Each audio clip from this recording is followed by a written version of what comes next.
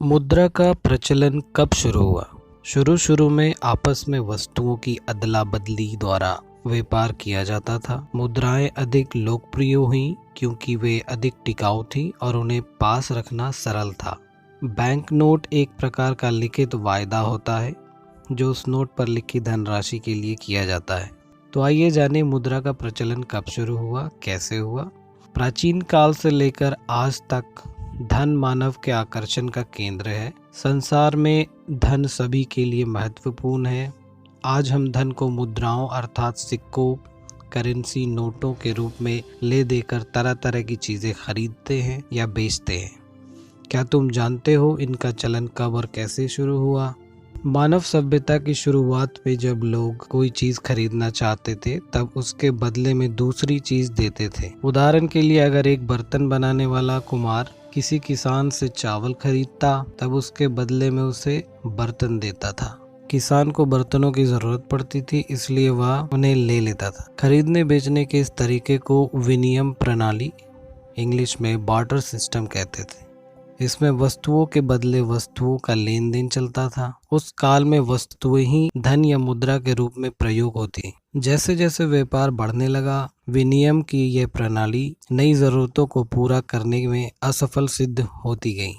ऐसी स्थिति में ऐसी मुद्रा की जरूरत महसूस की जाने लगी जिससे व्यापारिक आवश्यकताओं के अनुरूप खरीद बिक्री की जा सके। क्योंकि वस्तुओं को आसानी से एक स्थान से दूसरे स्थान पर नहीं ले जाया जा सकता था, अधिक मात्रा में वस्तुओं को सुरक्षित रूप से जमा नहीं किया जा सकता था और भिन्न भिन्न वस्तुओं का ठीक ठीक मूल्य निर्धारित नहीं हो सकता था। इसलिए लोगों ने चीज़ों के खरीदने बेचने के लिए प्रतीकात्मक वस्तुओं का इस्तेमाल करना शुरू कर दिया। अमेरिका के रेड इंडियंस शंख के खोल, फिजी के निवासी हेल मछली के दांत और उत्तरी अमेरिका के लोग तंबाकू का उपयोग वस्तुओं के लेन देन के लिए करते थे। प्राचीन काल में रोम के सैनिकों को वेतन के रूप में नमक दिया जाता था। मुद्रा, कॉइन्स। मुद्रा के रूप में धन कब और किस देश में सबसे पहले प्रचलित हुआ, इस बारे में बिल्कुल सही रूप से कहना कठिन है।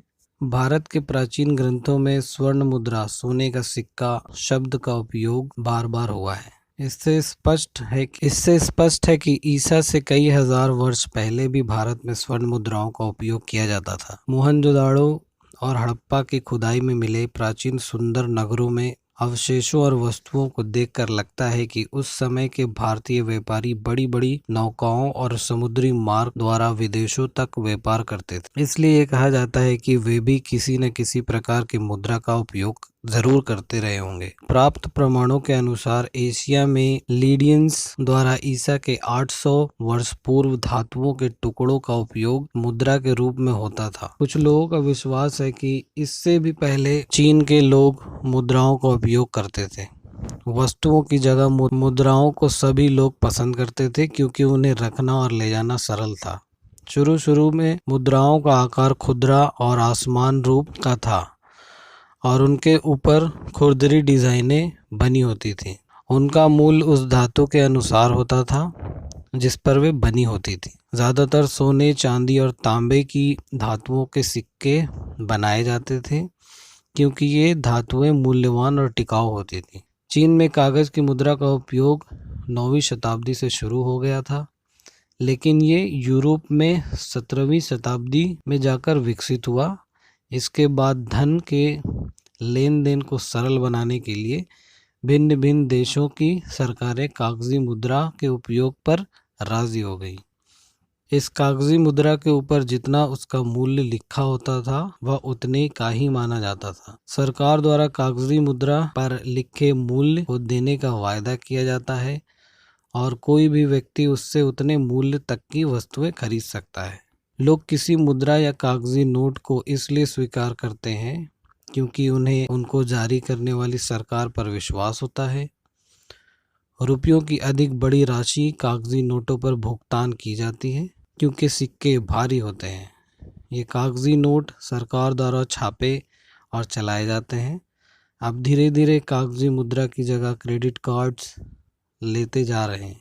क्रेडिट कार्ड जितने भी रुपए की राशि का होता है उतने रुपयों की चीज़ों या सेवाएं तुम बाजार में खरीद सकते हो। तुम्हें चीजें या सेवाएं देने वाला क्रेडिट कार्ड का कोड नंबर आदि बताकर उनका मूल्य बैंक से प्राप्त कर लेते हैं। क्रेडिट कार्ड अच्छी क्वालिटी के प्लास्टिक पर छापा जाता है, इसलिए इसे प्लास्टिक मनी भी